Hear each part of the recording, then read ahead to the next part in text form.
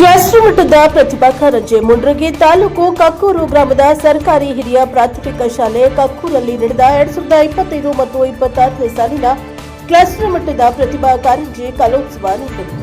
ಕಾರ್ಯಕ್ರಮದ ಮುಖ್ಯ ಅತಿಥಿ ಸ್ಥಾನ ವಹಿಸಿದ ಶ್ರೀ ಯಲ್ಲಪ್ಪ ಹಂದ್ರಾಳ ಮಾತನಾಡಿ, ಪ್ರತಿಭಾ ಕಾರಂಜಿ ಮಹತ್ವವೆಂದರೆ ಮಕ್ಕಳಲ್ಲಿ ಅಡಗಿರುವ ಸಾಂಸ್ಕೃತಿಕ, ಸಾಹಿತ್ಯಿಕ ಮತ್ತು ಕಲಾತ್ಮಕ ಪ್ರತಿಭೆಗಳನ್ನು ಹೊರತಂದು ಅವರ ವ್ಯಕ್ತಿತ್ವ ವಿಕಸನಕ್ಕೆ, ಸ್ಪರ್ಧಾ ಮನೋಭಾವನೆ ಬೆಳೆಸಲು ಮತ್ತು ಶೈಕ್ಷಣಿಕ ಬೆಳವಣಿಗೆಗೆ ವೇದಿಕೆ ನೀಡುವುದು. ಶಿಕ್ಷಣದ ಜೊತೆಗೆ ಪಠ್ಯೇತರ ಚಟುವಟಿಕೆಗಳ ಮೂಲಕ ಸರ್ವತೋಮುಖ ಅಭಿವೃದ್ಧಿಗೆ ನೆರವಾಗುವುದು ಇದರ ಮುಖ್ಯ ಉದ್ದೇಶವಾಗಿದೆ ಎಂದು ಮಾತನಾಡಿದರು. ಕಾರ್ಯಕ್ರಮದ ಅಧ್ಯಕ್ಷತೆಯನ್ನ ಎಸ್ಡಿಎಂಸಿ ಅಧ್ಯಕ್ಷ ಚನ್ನಪ್ಪ ಕೊಂಚಗೇರಿ ವಹಿಸಿದರು. ಉದ್ಘಾಟಕರಾಗಿ ಬಿಇಒ ಗಂಗಾಧರ್ ಅಣ್ಣಿಗೇರಿ, ಕ್ಷೇತ್ರ ಶಿಕ್ಷಣಾಧಿಕಾರಿಗಳು ಮುಂಡ್ರಗಿ ಇವರು ವಹಿಸಿದರು. ಮುಖ್ಯ ಅತಿಥಿಗಳಾಗಿ Hemagirish Havinal, Kumaraswamy Hiremath, Chandrappa Moornal, Shekhappa Pujar, I S Mulla, V H Holiyammanavar, S H Itagi, T M Hosmani, S C ಬಸೇಗೌಡರು, ಈಶಪ್ಪ ಮಲ್ಶೆಟ್ಟಿ, ಕರಿಯಪ್ಪ ರಾಟಿ, ಅಂಬವ್ವ ಕಟ್ಟಿಮನಿ, ಪರಮೇಶ್ ಗುಡಿಮನಿ, ಮರಿಯಪ್ಪ ಉಪ್ಪಾರ, ಹನುಮಂತ ಹುಳ್ಳಿ, ರಾಮಸ್ವಾಮಿ ನಿಟ್ಟಾಳಿ, ವಸಂತಗೌಡ ಪಾಟೀಲ್ ಹಾಗೂ ಮುಂಡ್ರಗಿ ತಾಲೂಕಿನ ಶಿಕ್ಷಕರು ಮತ್ತು ಕಕ್ಕೂರು ಗ್ರಾಮದ ಶಾಲೆಯ ಶಿಕ್ಷಕರು ಮತ್ತು ಶಾಲೆಯ ಎಸ್ಡಿಎಂಸಿ ಅಧ್ಯಕ್ಷರು, ಉಪಾಧ್ಯಕ್ಷರು, ಸರ್ವ ಸದಸ್ಯರು ಮತ್ತು ಯುವಕರು, ಗುರು ಹಿರಿಯರು ಹಾಗೂ ವಿದ್ಯಾರ್ಥಿಗಳು ಪಾಲ್ಗೊಂಡಿದ್ದರು. Bureau report Arjun Hosmani, N K S ಟಿವಿ4 ಮುಂಡರ್ಗಿ. ಅಕ್ಷರವನ್ನ ಕಲ್ತ್ರೆ ಅದು ಶಿಕ್ಷಣ ಆಗೋದಿಲ್ಲ.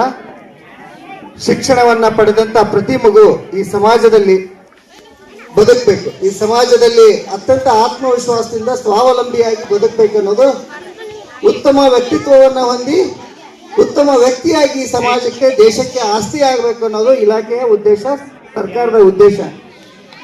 ಆ ಹಿನ್ನೆಲೆಯಲ್ಲಿ ಪ್ರತಿಭಾ ಕಾರಂಜಿ ಅನ್ನೋ ಒಂದು ಕಾರ್ಯಕ್ರಮವನ್ನ ಜಾರಿಗೆ ತಂತು. ಮಕ್ಕಳಲ್ಲಿ ವೈಯಕ್ತಿಕ ಭಿನ್ನತೆ ಇರ್ತೈತಿ. ಎಲ್ಲ ಮಗು ಒಂದೇ ತರ ಇರೋದಿಲ್ಲ. ಬಹಳ ಜನ ಹೇಳ್ತಿರ್ತಾರೆ ಪಾಲಕರು, ನಮ್ಮ ಮಗು ಓದಕ ಬರೋದಿಲ್ರಿ, ಆದ್ರೆ ಬಹಳ ಚೆನ್ನಾಗಿ ಈಜ್ತಾನ್ರಿ, ಬಹಳ ಚೆನ್ನಾಗಿ ಆ ಕೆಲಸ ಮಾಡ್ತಾನ್ರಿ, ಬಹಳ ಚೆನ್ನಾಗಿ ಈ ಕೆಲಸ ಮಾಡ್ತಾನ್ರಿ, ಆಟದಾಗ ಬಹಳ ಮುಂದದನ್ರಿ. ವೈಯಕ್ತಿಕ ಭಿನ್ನತೆ ಇರ್ತೈತಿ, ಅದು ಪ್ರತಿಭೆ. ಬಹಳಷ್ಟು ಕೌಶಲ್ಯಗಳು. ಸುಭಿಕ್ಷವಾದ ನಾಡನ್ನು ಕಟ್ಟಬೇಕಂದ್ರೆ ವಿದ್ಯೆಯ ಜೊತೆಗೆ ಕಲೆಯನ್ನು ಕೂಡ ನಾವು ಪ್ರೋತ್ಸಾಹ ಕೊಡಬೇಕಾಗ್ತದೆ. ಅದಕ್ಕೋಸ್ಕರ ನಮ್ಮಲ್ಲಿ ಶಿಕ್ಷಕರು ಮೊದಲು ಸಾಕಷ್ಟು ಕಲೆಗಳನ್ನ ಕರಗತ ಮಾಡ್ಕೋಬೇಕು, ಹಾಡೋದನ್ನು ಕಲ್ಕೋಬೇಕು. ಕನಿಷ್ಠ ಒಂದು 10 ಜಾನಪದ ಗೀತೆಗಳನ್ನ, 10 ಭಕ್ತಿ ಗೀತೆಗಳನ್ನ, 10 ಭಾವಗೀತೆಗಳನ್ನ ಹೇಳಿದ್ರೆ ಮಕ್ಕಳು ಕಲೆ ಕಲಿತಾರೆ. ನೃತ್ಯ ಕಲಿತ್ರೆ ಶಿಕ್ಷಕರು ತಾವು ಮಾಡಿದ್ರೆ ವಿದ್ಯಾರ್ಥಿಗಳು ಕಲೆ ಕಲ್ತಾರೆ. ಚಿತ್ರಕಲೆಯನ್ನು ಸ್ವಲ್ಪ ಗೆರೆ ಹೇಳಿದ್ರೆ ವಿದ್ಯಾರ್ಥಿಗಳು ಕಂಟಿನ್ಯೂ ಮಾಡ್ತಾರೆ. ಅದಕ್ಕೆ ನಾವು ಶಿಕ್ಷಕರು ಕೂಡ ಬಹಳಷ್ಟು ಕೆಲಸ ಮಾಡಬೇಕಾಗ್ತದೆ. ನಾನು ಈ ಶಾಲೆಗೆ ಎಂಟ್ರಿ ಆದಾಗ ಇವ್ರು ಬಹಳ ಪ್ರೀತಿಯಿಂದ ಕರೆದ್ರೆ, ಇವತ್ತು 6 ಕಡೆಯಿಂದ 6 CRP ಅವರು ಗುರು ಹಿರಿಯರಿಗೆ ಆಯ್ತು ಮತ್ತು ಶಿಕ್ಷಕರಿಗೆ ಆಯ್ತು ಒಂದು ಅಭಿನಂದನೆಯನ್ನು ಸಲ್ಲಿಸ್ತೀನಿ. ಒಳ್ಳೆಯ ಕಾರ್ಯಕ್ರಮವನ್ನು ನೀವು ಬಹಳಷ್ಟು ಅದ್ದೂರಿಯಿಂದ ಮಾಡಕತ್ತೀರಿ. ಆಮೇಲೆ ಈಗಾಗಲೇ ಸಾಕಷ್ಟು ಸಲ ಕಳೆದ ಅನೇಕ ವರ್ಷಗಳಿಂದ ನೋಡ್ಕೊಂತ ಬಂದೀನಿ. ಪಾರದರ್ಶಕವಾಗಿ ಕ್ರೀಡೆಗಳಿರ್ಬೋದು, ಪ್ರತಿಭಾ ಕಾರಂಜಿ ಇರ್ಬೋದು, ಕಲೋತ್ಸವ ಇರ್ಬೋದು, ಭಾಳಷ್ಟು ಒಳ್ಳೊಳ್ಳೆ ಸ್ಪರ್ಧೆಗಳನ್ನು ಆರಿಸಿ ಕಳಿಸಿದ್ದೀರಿ. ಈ ಸಲ ಬಂದಂಥ ಎಲ್ಲ ನಾನು ಜಡ್ಜಸ್ಗಳಿಗೆ, ನಿರ್ಣಾಯಕರಿಗೆ ವೈಯಕ್ತಿಕವಾಗಿ ನಾನು ಮನವಿ ಮಾಡ್ತೀನಿ.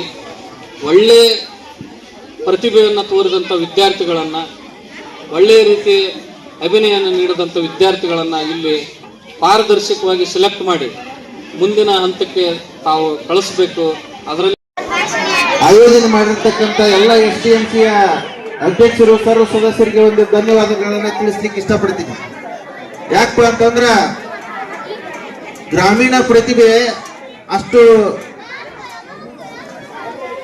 ಏನಪ್ಪಾ ಅಂತಂದ್ರೆ ಸಣ್ಣ ವಿಷಯ ಅಲ್ಲ. ಯಾಕಂದ್ರೆ ಅದನ್ನ ಬೆಳಕಿಗೆ ತರ್ತಕ್ಕಂಥ ವಿಷಯ, ಇವತ್ತು ಬೆಳಕಿಗೆ ತರುವಂತ ಒಂದು ಕೆಲಸವನ್ನ SDMC ಅವರು ಇವತ್ತು ಬಹಳ ಅಚ್ಚುಕಟ್ಟಾಗಿ ಮಾಡಿದ್ದೀರಿ. ಯಾಕಂದ್ರೆ ಇವತ್ತು ಸುಮಾರು ಒಂದು 15 ದಿವಸ ಆತವ್ರು ನಮಗೆ ಏನಪ್ಪಾ ಅಂತಂದ್ರೆ ಪ್ರತಿಯೊಂದು ವಿಷಯವನ್ನು ಅಪ್ಡೇಟ್ ಮಾಡ್ಕೊಂತ ಇವತ್ತು ಬಹಳ ಆಸಕ್ತಿ ವಹಿಸಿ ಅವರ ಮಕ್ಕಳಾಗಿ ಇವತ್ತು ಈ ಒಂದು ಕಾರ್ಯಕ್ರಮವನ್ನು ಆಯೋಜನೆ ಮಾಡಿಲ್ಲ.